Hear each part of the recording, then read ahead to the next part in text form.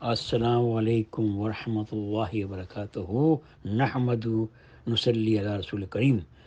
مراتب ذکر، جنت اور دوزخ، عذاب و ثواب کا یاد کرنا بھی اللہ کی یاد ہے۔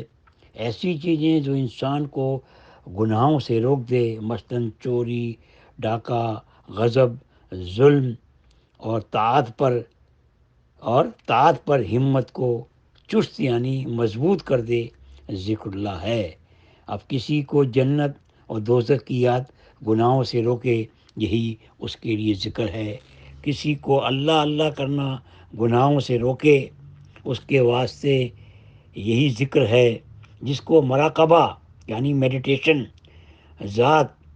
مراقبہ ذات یا گناہوں سے روکے، اس کے واسطے یہی ذکر اللہ ہے۔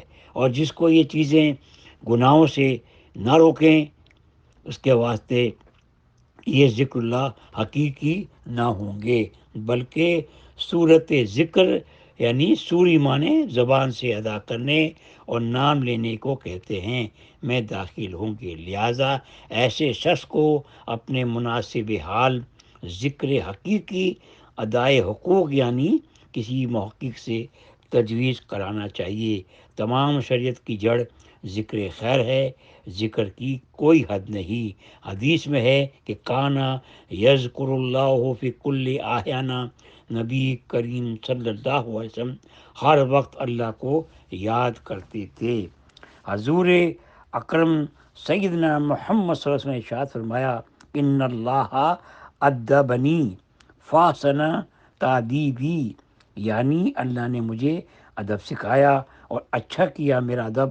اس حدیث سے معلوم ہوا سالک کے لیے مؤدب مربی کی سخت ضرورت ہے، اور اصطلاح میں اس کا نام معلم اور شیخ ہے، یا کوئی اللہ والے یا کوئی نیک صالح لوگ ہیں۔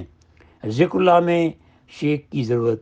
خواجہ صاحب عبدالعزیز رحمۃ اللہ علیہ، جو کہ حضرت حکیم الامت تھانوی رحمۃ اللہ کے بڑے جو مرید تھے، انہوں نے تھانوی رحمت سے پوچھا کہ یہ جو کہا جاتا ہے ذکر شیخ کے مشورے کے ساتھ کرو، تو ذکر کے ساتھ شیخ کی کیا ضرورت ہے؟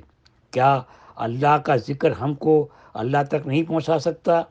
فرمایا، کام تو ذکر ہی بناتا ہے، لیکن اس طرح جیسے کاٹ تو تلوار کرتی ہے، لیکن جب کسی کے ہاتھ میں ہوتی ہے۔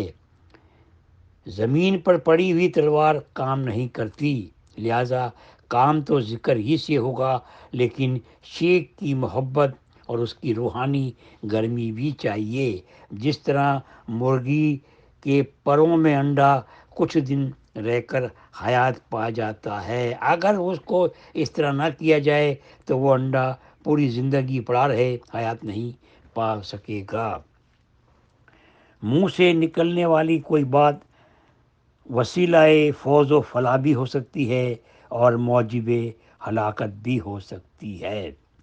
قال رسول اللہ صلی اللہ علیہ وسلم عن بلال بن حارث رضی اللہ تعالیٰ، فرمایا، ان الرجل لا یتکلم بکلمتی سے لے کر الی یوم یلقاہ، ترجمہ، آدمی کی زبان سے کبھی خیر اور بھلائی کی کوئی ایسی بات نکل جاتی ہے جس کی پوری برکت، قدر و قیمت وہ خود بھی نہیں جانتا، مگر اللہ تعالیٰ اسی ایک بات کی وجہ سے اپنے حضور میں حاضری تک کے لیے اس بندے کے واسطے اپنی رضا طے فرما دیتے ہیں۔ اسی طرح کبھی آدمی کی زبان سے شر کی کوئی ایسی بات نکل جاتی ہے جس کی برائی اور خطرناکی کی حد وہ خود بھی نہیں جانتا، مگر اللہ تعالیٰ اس بات کی وجہ سے اس آدمی پر آخرت کی پیشی تک کے لیے اپنی ناراضی اور اپنے غضب کا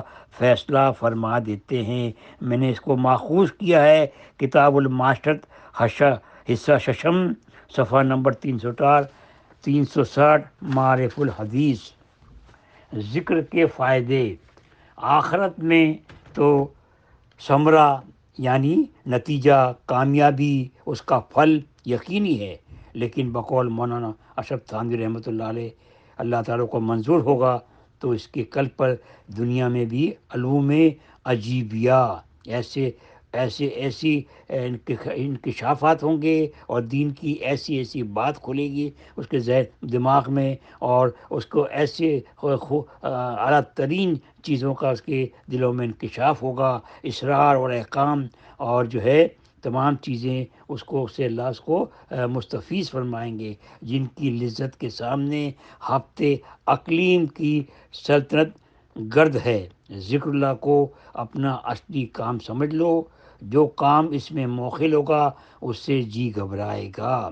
ایک وقت وہ آئے گا کہ اس کے ذکر کے دوران انسان کو کوئی اور چیز بھی اس کے سے اچھی نہیں لگے گی، اور معاشی سب اس میں مخل ہیں، اور جتنے بھی گناہ ہیں وہ اس کے اندر داخل ہیں، اسی لیے ان سے نفرت ہو جائے گی۔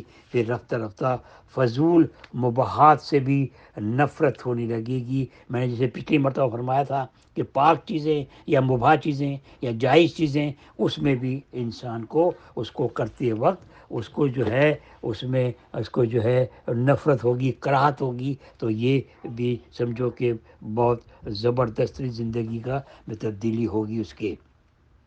لغو باتوں کا تدارک یعنی تلافی، سزا، جرمانہ، جسے کسی ناجائز فعل سے روک تھام کرنا تدارک کہتے ہیں اس کو۔ حضرت تھانوی قدوس سرہ العزیز نے فرمایا، جب زبان کو وسعت دی جاتی ہے، یعنی بہت زیادہ جو ہے باتیں کی جاتی ہیں، یا لغو باتوں میں یا فضول باتوں میں، لا یعنی باتوں میں زبان کو خوب استعمال کیا جاتا ہے، تو گناہ میں ضرور مبتلا ہو جاتی ہے۔ اس کی تدبیر جو تردید ہونے کے ساتھ تدارک بھی ہے، وہ یہ ہے کہ جب 2-4 آدمی جمع ہو کر باتیں کریں، ختم کرنے سے پہلے ذکر اللہ اور ذکر رسول کی صلی اللہ علیہ وسلم بھی کر لیا کرو۔ اس کی ضرورت حدیث سے ثابت ہے۔ چنانچہ ارشاد ہے، جس مجلس میں لوگ باتیں کرتے ہیں اس مجلس میں اللہ تعالیٰ کا ذکر نہیں کرنے اور پیغمبر محمد صلی اللہ علیہ وسلم پہ درود نہیں بھیجتے، وہ مجلس ان کے لیے قیامت کے دن حسرت کا باعث ہوگی۔ اور بھی کچھ نہ ہو تو ختم کرتے وقت یہ کہہ لیا کریں، سبحان ربک رب العزت عما یصفون وسلام علی المرسلین والحمد للہ رب العالمین۔ یہ کلمات بڑے جامع کلمات ہیں، اس میں اللہ کا ذکر اور نبی پاک صلی اللہ علیہ وسلم کا جو ہے یہ دونوں کا شامل ہے۔ علماء نے یہ بھی لکھا ہے، یہ کفارۂ مجلس ہے جس کو ہمیں مد نظر رکھنا چاہیے۔ کسی مجلس سے اٹھتے وقت کی دعا، جب آدمی کسی مجلس میں بیٹھتا ہے تو بسا اوقات اس میں ایسی باتیں کہتا ہے، سنتا ہے جو ایک مومن کے لیے مناسب نہیں ہوتی، اور ان پر مواخذہ یعنی جواب طلبی بعض پرس پکڑ ہو سکتی ہے۔ اس لیے نبی پاک صلی اللہ علیہ وسلم نے ہدایت فرمائی کہ جب مجلس سے اٹھو تو اللہ کی حمد و تسبیح، شہادت توحید، توبہ استغفار کا کلمہ پڑھو، یہ مجلس کی بے احتیاطیوں کا کفارہ ہو جائے گا۔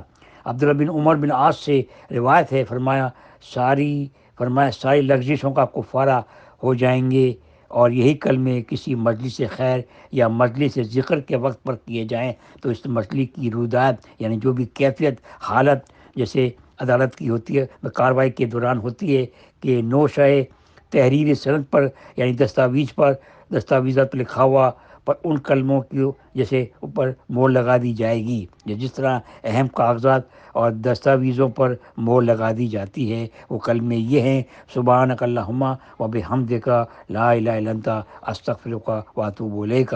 تشریح، یہ بڑا ہی مختصر جامع کلمہ ہے، اس میں اللہ تعالیٰ کی تسبیح اور حمد بھی ہے، اس کی توحید کی شہادت بھی ہے، اپنے گناہوں سے توبہ استغفار بھی ہے۔ یعنی بعض مقبول بندوں کو دیکھا کہ ہر تھوڑی دیر کے بعد، خاص کر ہر سلسلے کلام کے وقت پر، دل کی ایسی گہرائی سے جو اس وقت ان کے چہرے پر اور ان کی آواز میں بھی محسوس کی جاتی تھی، یہی کلمے کہتے تھے، جس سے سننے والوں کے دل بھی متاثر ہوتے تھے۔ یہ کلمہ بھی نبی کریم صلی اللہ علیہ وسلم کے عطا فرمائے ہوئے خاص تحفوں میں سے ہے۔ اللہ تعالیٰ اس کی قدر اور استفادہ حاصل کرنے کی توفیق عطا فرمائے۔ آخر دعوانا الحمدللہ رب العالمین جو ہے ان باقی آئندہ اور سننے کے بعد میرے لیے میری اصلاح کے لیے بھی مجھے اپنی رائے سے مجھے جو ہے وہ مطلع کیا کریں، تاکہ میری حوصلہ افزائی ہو، اور میں اور کوئی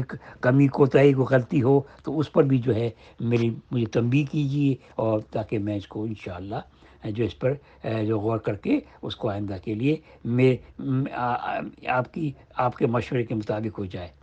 السلام علیکم ورحمۃ اللہ وبرکاتہ۔